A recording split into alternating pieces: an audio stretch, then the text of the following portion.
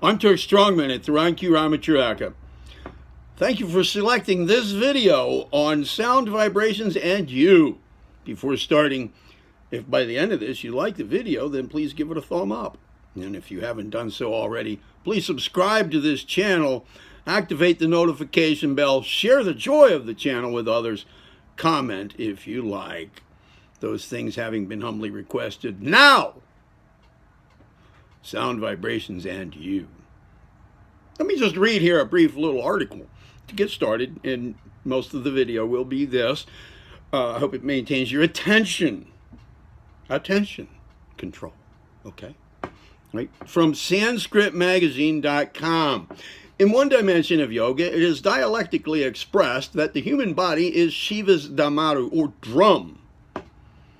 Shiva always carried a drum because it is symbolic of the rhythm of life. When you run a race or when you're excited or scared, you hear dun, dun, dun, dun in your head. This is the rhythm of the body. The rhythm of the body is not just in the beat of the heart. Every fiber and every pranic nadi in the body has its own tune. Every chakra has its own sound attached to it. What is sound and what is your form are not two different things.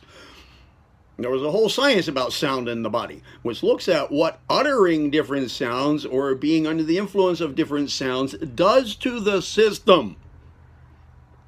Every little sound has its certain impact. If you listen to a certain kind of sound, you become loving. Some other sound might make you feel joyful. Some other sound makes you aggressive. This is happening, isn't it? Sound creates not just emotions. Sounds also change the very chemistry of your system. So the kind of sounds you are exposed to and the kinds of sounds you generate do various things to you. What you call music is a harmonious arrangement of sounds. Music has been a common phenomenon in every culture on this planet and has also been a stepping stone for a spiritual process, especially with Indian classical music. It is a possibility of walking you through creation, and when possible, to touch the creator. In Indian culture, music and dance, or whatever else you did, was not entertainment. It was also a spiritual process.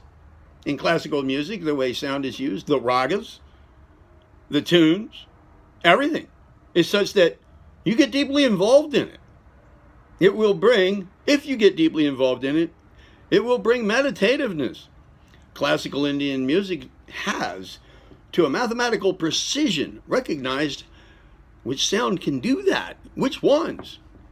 If you know how to use sounds, a proper arrangement of sounds can do incredible things to people and to the situation. There are exponents of music who know this by experience. In India, there are stories and legends about various musicians. One of the more famous ones is Tansen. Stories say that when Tansen sang, he could light lamps with his music. It might not be an exaggeration. It could be reality. Whether he actually did or did not, we do not know. But in theory, if you look at it as a science, it is possible that sound can do things that you have not imagined. In our programs like Samyama, just one utterance, Shiva, will explode people into a completely different dimension of experience in your own experience of life.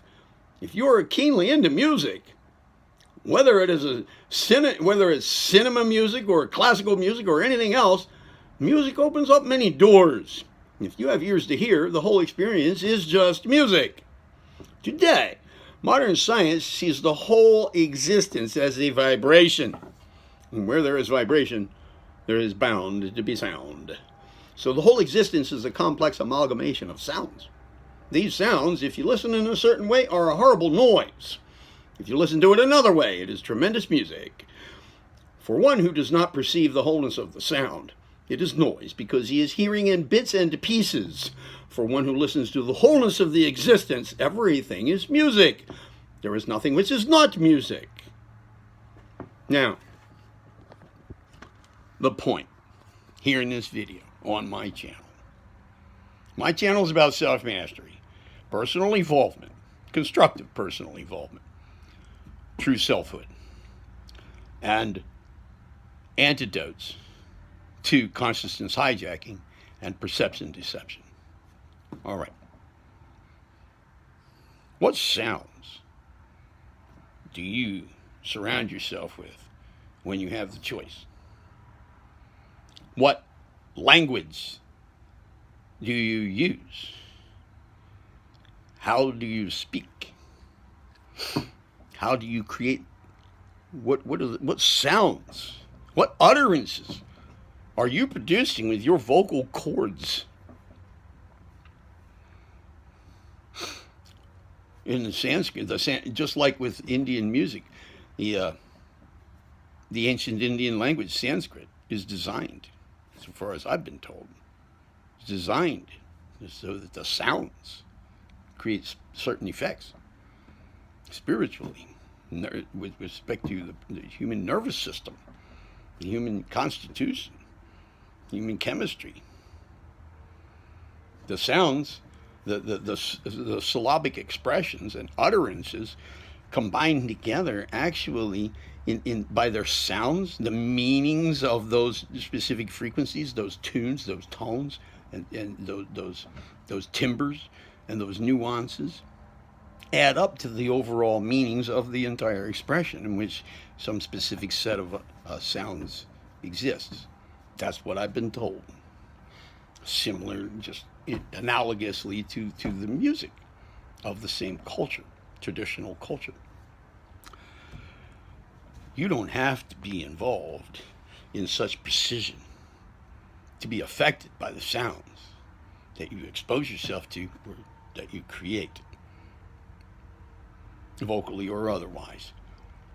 So, while the whole existence might be music, and if we hear in bits and pieces, we hear noise, same thing. If we separate, if we separate out specific sounds and sound arrangements, and aside from comprehension and realization, conscious realization of the whole existence, speak certain words, combinations, and so forth. This doesn't have to be a mathematically precise thing. The meanings of language we use, we know what they are. And there comes the impact on your chemistry, your nervous system, your self-mastery, your personal evolvement, your path to recognition, realization, and manifestation of true selfhood, and their relations to consciousness hijacking and perception deception. So, there you have it. You heard it right here on Theron Q Ramacharaka. Stay tuned for more of the like. Remember the like and all of that. And that's it. I'm Turk Strongman. Be well.